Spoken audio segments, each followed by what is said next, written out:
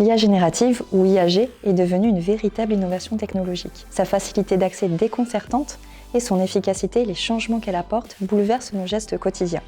Création d'images, de musique, recommandation de films, profs virtuels, etc. Les entreprises ont alors commencé à investir dans cette technologie pour accroître leur productivité. Toutefois, les études montrent que l'IAG dans le milieu du travail peut parfois augmenter la charge de travail au lieu de la réduire, soulevant des questions sur son efficacité réelle et sur son adoption. Je suis Alexandra Delmas, chercheuse en sciences cognitives, et on va regarder comment l'IA générative peut aider le collaborateur à s'augmenter au niveau collectif et individuel.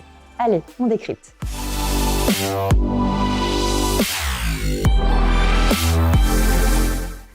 L'IAG bouscule et redéfinit les pratiques de travail comme jamais n'avait fait une technologie auparavant. Cette innovation technologique de rupture permet en effet de faciliter le quotidien des équipes car elle aide à optimiser notamment les tâches opérationnelles. En rendant ces tâches plus efficaces, le collaborateur peut ainsi optimiser son temps. Il se concentre alors sur ses autres missions à plus haute valeur ajoutée et plus se centrer sur sa place dans le collectif. Pour cela, l'IAG est également un bon levier car il renforce la confiance entre les membres de l'équipe et la prise de décision collective. Il faut bien sûr faire attention à définir et promouvoir un usage éthique et responsable de l'IAG, clarifier les rôles et anticiper certains risques tels que la peur de la technologie, d'être dépassé, une surconnexion, un épuisement, un sentiment d'isolement, etc. À l'encontre des idées reçues, l'IAG est donc une opportunité pour plus d'humains dans l'entreprise grâce au rôle du collectif. Mais comment changer les comportements et adopter cette technologie pour l'intégrer dans nos quotidiens professionnels? Regardons du côté de la science. Pour Albert Bandura, psychologue de renom dans les années 80, nous apprenons de nouveaux comportements via l'observation et l'imitation d'une personne proche qui est compétente dans un domaine. C'est la théorie de l'apprentissage social. Pour adopter un nouveau comportement tel que l'adoption d'une IAG, on passe alors par 4 étapes. Observation attentive du comportement souhaité, rétention des informations observées, reproduction, c'est-à-dire avoir les capacités pour le faire et savoir se corriger, et motivation de ce qu'on attend une fois le comportement atteint. Une fois qu'on est satisfait du comportement atteint, on aura alors une boucle vertueuse. On aura une meilleure confiance en soi, augmentant alors les objectifs qu'on s'est fixés et leur engagement dans leur poursuite. Sur le long terme, utiliser cette nouvelle technologie deviendra alors un réflexe. Pour faciliter le changement de comportement souhaité, il est alors important de créer un environnement favorable, comme le développement d'une culture de l'innovation ou favoriser le droit à l'erreur, observer le comportement de personnes modèles qui popularisent les comportements souhaités en les pratiquant, mais aussi identifier les types de résistance au changement et leurs causes, la principale étant celle à sa mise en œuvre. Par exemple, ne pas impliquer ni demander l'avis des collaborateurs concernés, alors que cette technologie a également des impacts au niveau individuel. Notre cerveau a été façonné sur plusieurs millions d'années.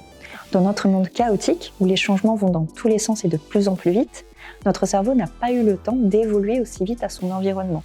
Nous faisons alors de plus en plus d'erreurs de raisonnement, en partie dues aux biais cognitifs qui ont déjà été expliqués par Nina Frania dans une précédente vidéo. En prendre conscience est alors primordial face au déluge de données que nous devons traiter en continu.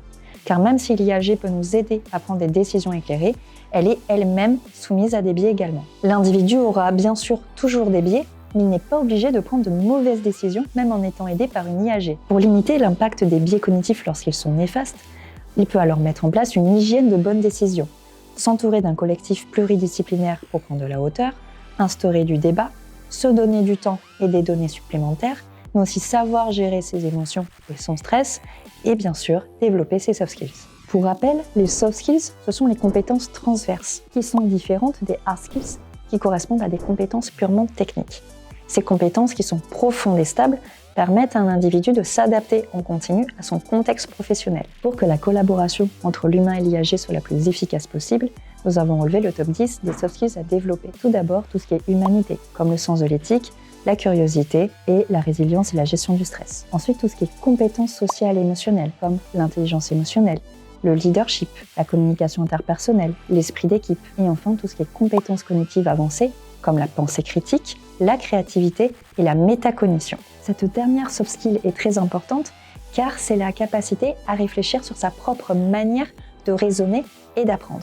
Développer sa métacognition via notamment l'IA générative permet alors d'apprivoiser toutes ces nouvelles technologies qui vont nous augmenter au quotidien. Le cerveau humain est incroyable. Il est bien plus complexe et plus puissant que toutes les IA existantes. Plutôt que de craindre l'IAG et les changements que cela apporte dans nos méthodes de travail, nous devons tous chercher à exploiter nos capacités humaines singulières et développer nos soft skills qui deviendront d'autant plus importantes pour l'avenir du travail. Gardons en tête les limites éthiques, à la fois individuelles et collectives, pour restreindre les dérives dans les pratiques.